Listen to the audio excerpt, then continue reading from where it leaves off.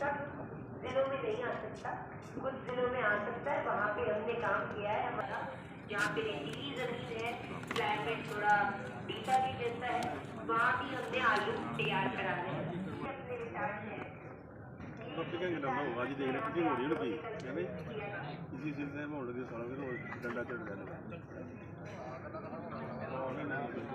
इसी करके रोक दे 2-3 दिन में, तेरा पता होगा।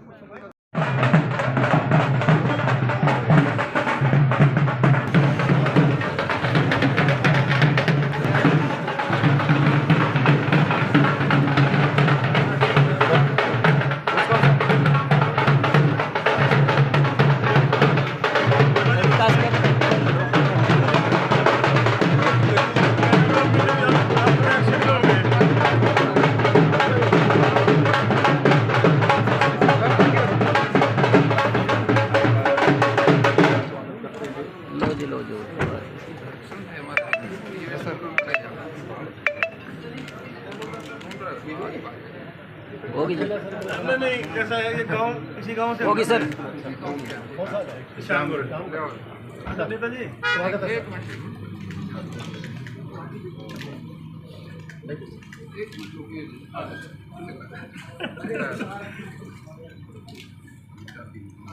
एज ए फार्मर नेताजी के सम्मान में मैं 2 शब्द कहना चाहूँगा।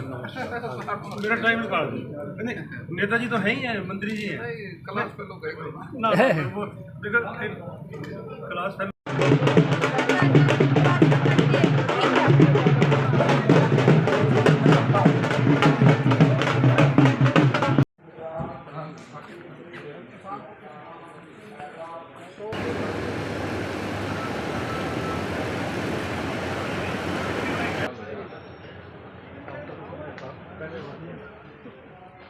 सर इसमें डालते हैं जो इसकी हमारी जो पोटैटो की सर यहाँ पे जड़ों को सर ग्रोथ देता है, नीचे स्टोलन बनते हैं, उससे सर यहाँ पे स्प्रिंकलर लगे हुए हैं, इससे मिस्ट बनती है सर, ये घूमता है पानी में, साथ में सॉल्यूशन सर ऊपर द्वारा चलता है, वो टाइमर लगे हुए हैं, ऑटोमेटिक सर 1 मिनट चलता है, ऑटोमेटिक है सर विशेष। हाँ जी प्रौद्योगिकी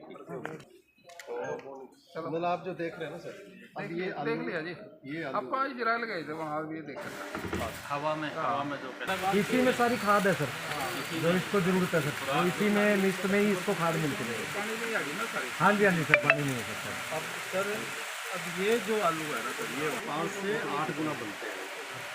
वो जो आलू बनेगा उसको फिर हम खेत में लेके जाते हैं।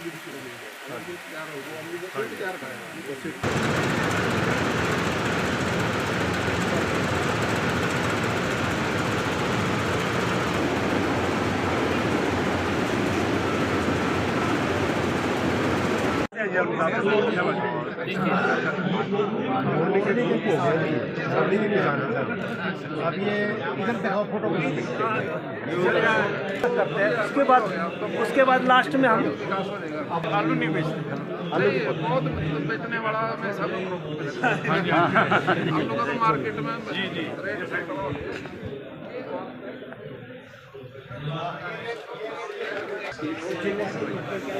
ना कह दूँ हम तो देख नुकता दे सकते वहाँ पर जाकर नहीं।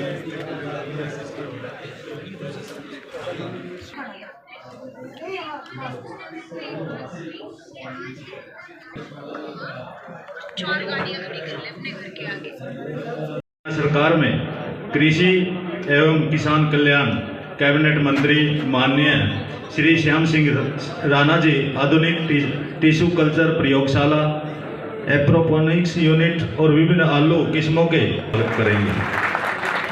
मुझे बताते हुए खुशी है कि उद्यान विभाग की ओर से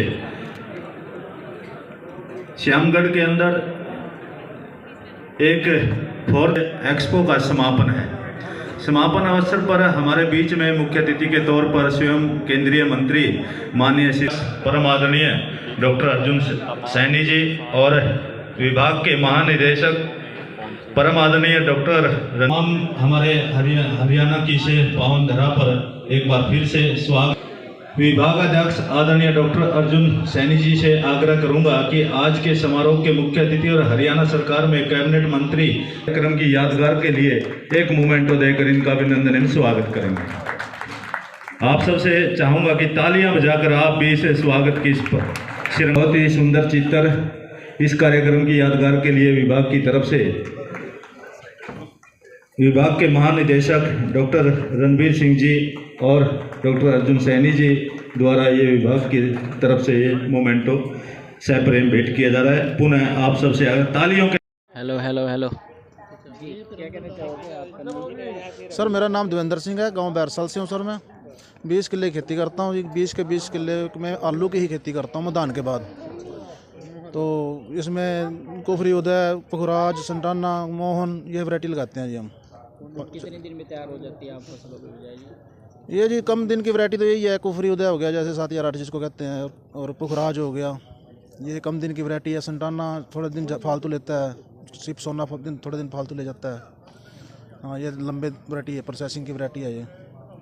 तो और फसलों के बजाय सब्जी भी मतलब ज़्यादा आलू की लगानी चाहिए किसानों को, क्या कहना चाहोगे? जी आलू की खेती हम तो काफ़ी सालों से जुड़े हैं जी। आलू की खेती में हमारे को मज़ा आ रहा है जी। हाँ सीड का काम करते हैं जी हम, और मज़ा आ रहा है जी मेरे को पूरा आलू खेती में।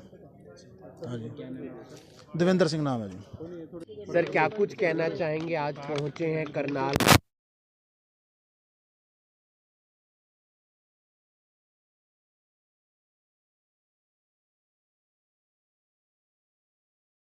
भारत में एक बेहतर है।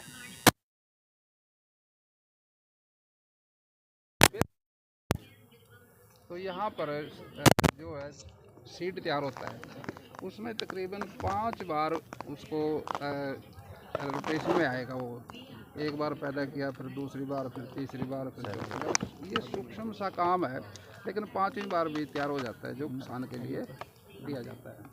और किसान को बुकिंग के हिसाब से दिया जाता है, क्योंकि जिसको ज़रूरत है उसको वही बुक कराएगा।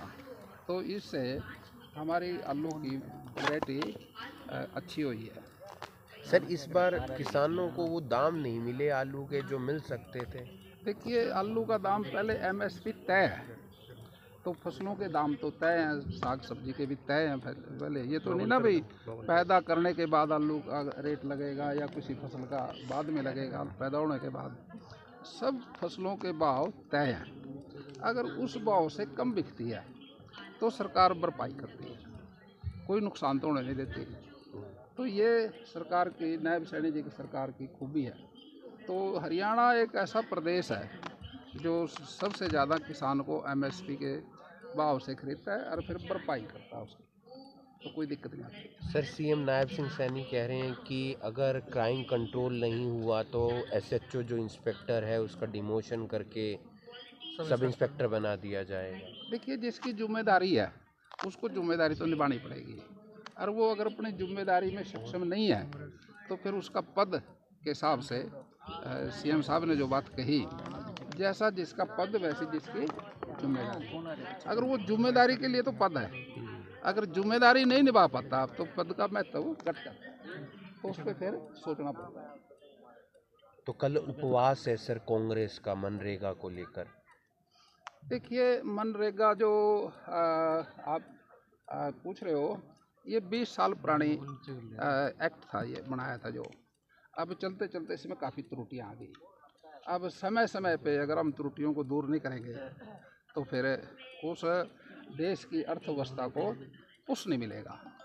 तो हम देश का जो हमारा 1947 में आज़ाद हुआ और 2047 में और अपने देश की अर्थव्यवस्था को पुश मिले। अगर किसी योजना में कोई कमी है तो उसमें सुधार करना चाहिए, तो सुधार किया मोदी जी ने। अब पुरानी में तो क्या था, खड्डे खुदे करांदे, खड्डे भरते करांदे, वो जो पुराना काम था ना उसी को चढ़ा देते थे। तो वो एक्चुअली ये एक विकार आ गया था योजना में। तो जो जिनके लिए योजना बनी थी उनको कोई लाभ नहीं हुआ, तो इसलिए इस योजना में सुधार किया। और राम जी इसका नाम, तो आप समझते हैं ये शॉर्ट नाम है, बड़ा नाम तो आप जानते हैं भाई विकसित भारत गाँव के किसान मजदूरों के लिए जो योजना बनी है, इसका जी राम जी नाम है। सर, आप एक सामाजिक आदमी भी हैं, राजनीतिक आदमी भी हैं। एक मुद्दा जो सामाजिक है, अक्सर अमीर लोग पहले क्या किया करते थे, भ्रूण में ही लड़की को मार दिया करते थे। अब आपने एक खबर देखी होगी जिसमें 10 लड़कियों के बाद एक लड़का पैदा हुआ, उसे पंचायत पुरस्कृत कर रही है, सम्मानित कर रही है पंचायत। आप कैसे देखते हैं इस पूरे नज़रिए को, इस पूरी कहानी को? देखिए, तो परमात्मा की देन है। अब जब आप पैदा हुए थे आपसे भी नहीं पूछा, और जब आप जाओगे तब भी नहीं आपसे पूछेंगे। ये जो मरना जीना और पैदा होना, ये तो परमात्मा के हाथ है। और मैं समझता हूँ जहाँ तक बात है इसकी, भाई इतनी बेटियों के बाद एक बेटा होया, तो मैं समझता हूँ उसकी सारी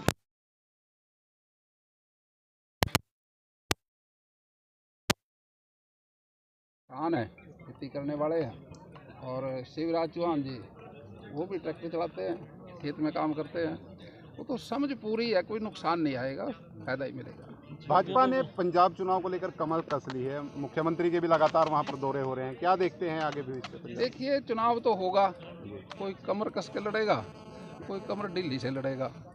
तो चुनाव तो इलेक्शन कमीशन ने कराना, तो पार्टियों ने तो इलेक्शन कमीशन के आदेश के हिसाब से चलना, और चुनाव होगा और सब पार्टियां चाहती हैं हमारी सरकार बने।